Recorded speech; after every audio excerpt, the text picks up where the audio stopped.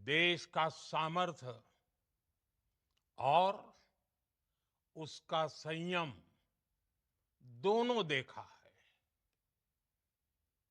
मैं सबसे पहले भारत की पराक्रमी सेनाओं को, सशस्त्र बलों को,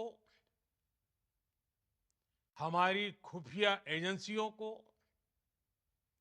हमारे वैज्ञानिकों को, हर भारतवासी की तरफ से सैल्यूट करता हूं। हमारे वीर सैनिकों ने ऑपरेशन सिंदूर के लक्ष्यों की प्राप्ति के लिए असीम शौर्य का प्रदर्शन किया। मैं उनकी वीरता को, उनके साहस को, उनके पराक्रम को आज समर्पित करता हूं हमारे देश की हर माता को, देश की हर बहन को और देश की हर बेटी को ये पराक्रम समर्पित करता हूं। साथियों, 22 अप्रैल को पहलगाम में आतंकवादियों ने जो बर्बरता दिखाई थी, उसने देश और दुनिया को झकझोर दिया था। छुट्टियां मना रहे निर्दोष मासूम नागरिकों को धर्म पूछकर उनके परिवार के सामने, उनके बच्चों के सामने बेरहमी से मार डालना, यह आतंक का बहुत विभत्स चेहरा था, क्रूरता थी। ये देश के सद्भाव को तोड़ने की घिनौनी कोशिश भी थी। मेरे लिए व्यक्तिगत रूप से ये पीड़ा बहुत बड़ी थी।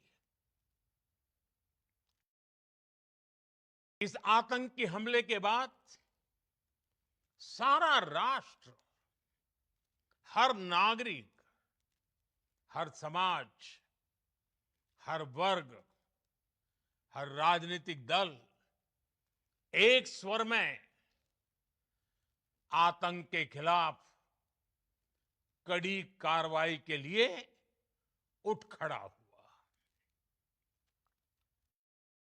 हमने आतंकवादियों को मिट्टी में मिलाने के लिए भारत की सेनाओं को पूरी छूट दे दी और आज हर आतंकी, आतंक का हर संगठन जान चुका है कि हमारी बहनों बेटियों के माथे से सिंदूर हटाने का अंजाम क्या होता है। साथियों, ऑपरेशन सिंदूर ये सिर्फ नाम नहीं है, ये देश के कोटि कोटि लोगों की भावनाओं का प्रतिबिंब है। ऑपरेशन सिंदूर न्याय की अखंड प्रतिज्ञा है।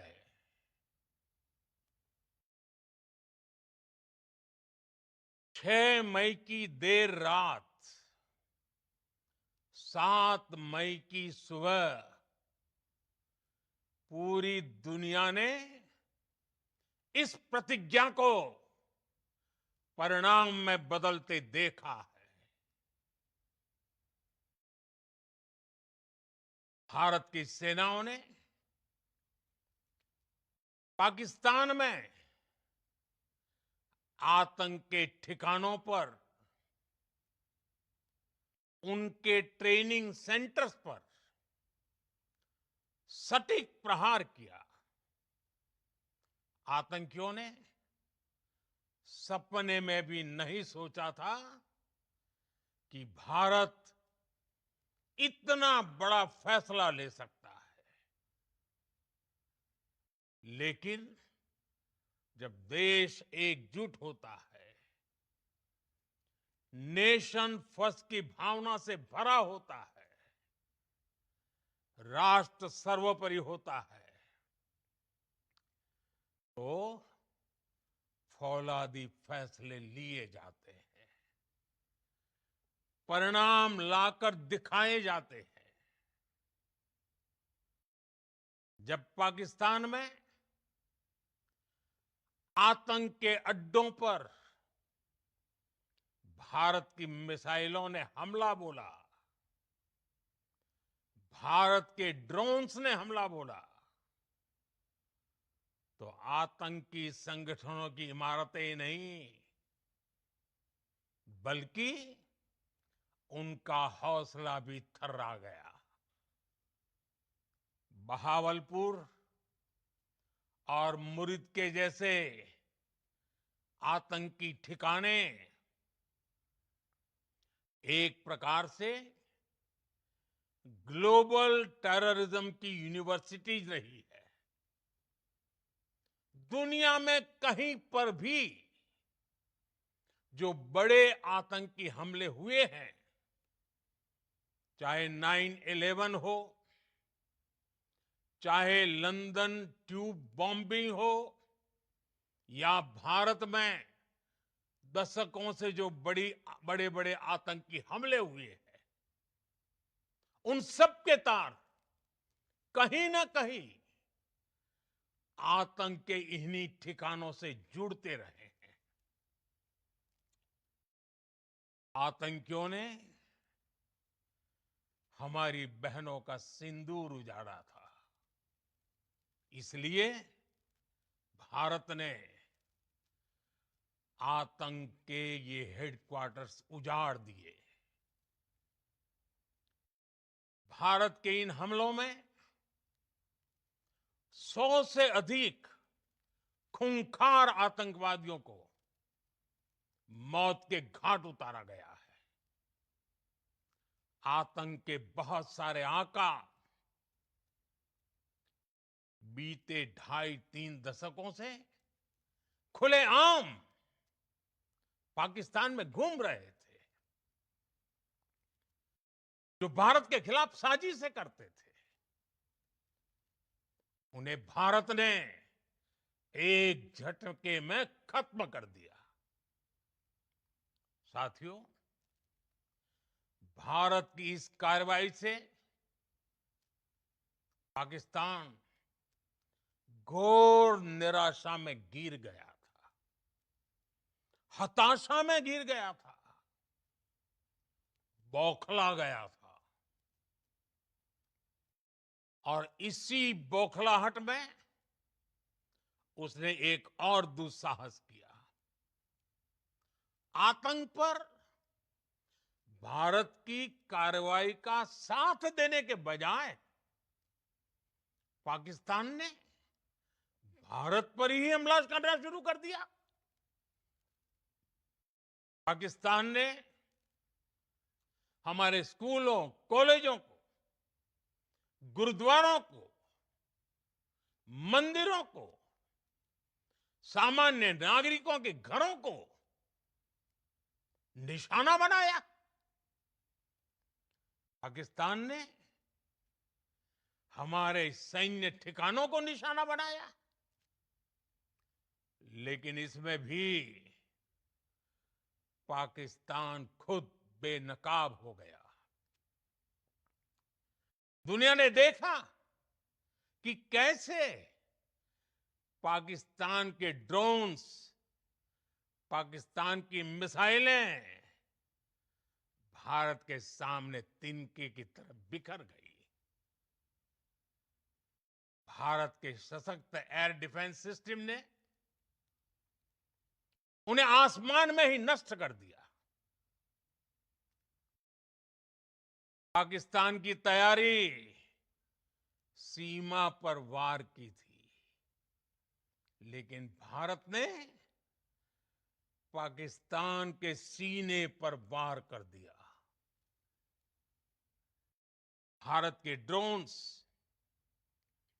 भारत की मिसाइलों ने सटीकता के साथ हमला किया। पाकिस्तानी वायुसेना के उन एयरबेस को नुकसान पहुंचाया, जिस पर पाकिस्तान को बहुत घमंड था। भारत ने पहले 3 दिनों में ही पाकिस्तान को इतना तबाह कर दिया, जिसका उसे अंदाजा भी नहीं था। इसलिए भारत की आक्रामक कार्रवाई के बाद पाकिस्तान बचने के रास्ते खोजने लगा। पाकिस्तान दुनिया भर में तनाव कम करने के लिए गुहार लगा रहा था, और बुरी तरह पीटने के बाद इसी मजबूरी में 10 मई की दोपहर को पाकिस्तानी सेना ने हमारे डीजीएमओ को संपर्क किया। अब तक हम आतंकवाद के इंफ्रास्ट्रक्चर को बड़े पैमाने पर तबाह कर चुके थे। आतंकियों को मौत के घाट उतार दिया गया था। पाकिस्तान के सीने में बसाए गए आतंक के अड्डों को हमने खंडहर बना दिया था। इसलिए जब पाकिस्तान की तरफ से गुहार लगाई गई, पाकिस्तान की तरफ से जब ये कहा गया कि उसकी ओर से आगे कोई आतंकी गतिविधि और सैन्य दुस्साहस नहीं दिखाया जाएगा, तो भारत ने भी उस पर विचार किया। और मैं फिर दोहरा रहा हूं, हमने पाकिस्तान के आतंकी और सैन्य ठिकानों पर अपनी जवाबी कार्रवाई को अभी सिर्फ स्थगित किया है। आने वाले दिनों में हम पाकिस्तान के हर कदम को इस कसौटी पर मापेंगे कि वो क्या रवैया अपनाता है। साथियों, भारत की तीनों सेनाएं, हमारी एयरफोर्स, हमारी आर्मी और हमारी नेवी, हमारी border security force BSF, Bharat के अर्धसैनिक बल लगातार अलर्ट पर है। सर्जिकल स्ट्राइक और एयर स्ट्राइक के बाद अब ऑपरेशन सिंदूर आतंक के खिलाफ भारत की नीति है। ऑपरेशन सिंदूर ने आतंक के खिलाफ लड़ाई में एक नई लकीर खींच दी है। एक नया पैमाना, न्यू नॉर्मल तय कर दिया है। पहला, भारत पर आतंकी हमला हुआ तो मुंह तोड़ जवाब दिया जाएगा। हम अपने तरीके से, अपनी शर्तों पर जवाब देकर रहेंगे। हर उस जगह जाकर कठोर कार्रवाई करेंगे जहां से आतंक की जड़ें निकलती हैं। दूसरा, कोई भी न्यूक्लियर ब्लैकमेल, भारत नहीं सहेगा। न्यूक्लियर ब्लैकमेल की आड़ में पनप रहे आतंकी ठिकानों पर भारत सटीक और निर्णायक प्रहार करेगा। तीसरा, हम आतंक की सरपरस्त सरकार और आतंक के आकाओं को अलग अलग नहीं देखेंगे। ऑपरेशन सिंदूर के दौरान दुनिया ने पाकिस्तान का वो घिनौना सच फिर देखा है, जब मारे गए आतंकियों को विदाई देने पाकिस्तानी सेना के बड़े बड़े अफसर उमड़ पड़े। स्टेट स्पॉन्सर्ड टेररिज्म का ये बहुत बड़ा सबूत है। हम भारत और अपने नागरिकों को किसी भी खतरे से बचाने के लिए लगातार निर्णायक कदम उठाते रहेंगे। साथियों, युद्ध के मैदान पर हमने हर बार पाकिस्तान को धूल चटाई है और इस बार ऑपरेशन सिंदूर ने नया आयाम जोड़ा है। हमने रेगिस्तानों और पहाड़ों में अपनी क्षमता का शानदार प्रदर्शन किया और साथ ही न्यू एज वॉरफेयर में भी अपनी श्रेष्ठता सिद्ध की। इस ऑपरेशन के दौरान हमारे मेड इन इंडिया हथियारों की प्रामाणिकता सिद्ध हुई। आज दुनिया देख रही है 21वीं सदी के वॉरफेयर में made in India defence equipments, इसका समय आ चुका है।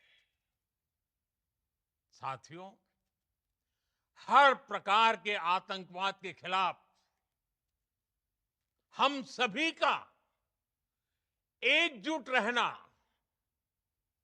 हमारी एकता हमारी सबसे बड़ी शक्ति है। निश्चित तौर पर ये युग युद्ध का नहीं है, लेकिन ये युग आतंकवाद का भी नहीं है। टेररिज्म के खिलाफ जीरो टॉलरेंस,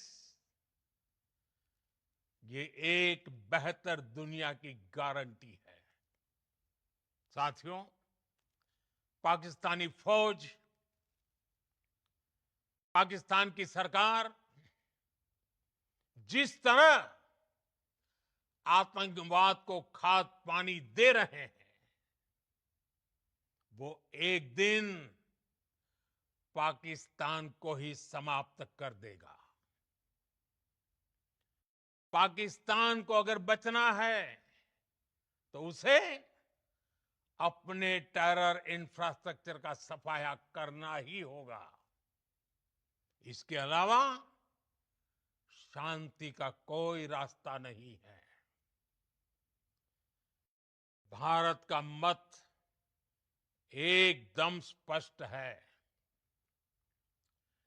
टेरर और टॉक एक साथ नहीं हो सकते।